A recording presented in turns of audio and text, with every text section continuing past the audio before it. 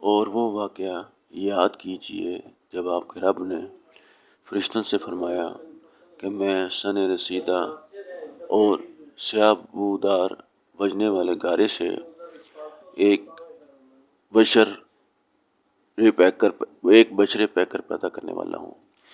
پھر جب میں اس کی ظاہری تشکیل کو کامل طور پر درست حالت میں لا چکوں اور اس پیکرے بشری کے باطن میں اپنی نورانی روح پھونک دوں تو تم اس کے لیے سجدے میں گر پڑنا۔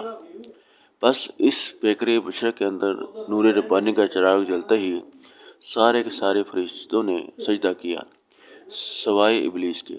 اس نے سجدہ کرنے والوں کے ساتھ ہونے سے انکار کر دیا۔ اللہ نے ارشاد فرمایا، اے ابلیس، تجھے کیا ہو گیا ہے کہ تو سجدہ کرنے والوں کے ساتھ نہ ہوا؟ ابلیس نے کہا، میں ہرگز ایسا نہیں ہو سکتا کہ بشر کو سجدہ کروں جسے تو نے سن رسیدہ اور سیاہ بودار بجنے والے گارے سے تخلیق کیا۔ اللہ نے فرمایا، تو یہاں سے نکل جا، بس بے شک تو مردود راندہ درگاہ ہے اور بے شک تجھ پر روز جزا تک لعنت پڑتی رہے گی۔ اس نے کہا، اے پروردگار، بس تو مجھے اس دن تک زندہ رہنے کی مہلت دے دے جس دن لوگ دوبارہ قبروں سے اٹھائے جائیں گے۔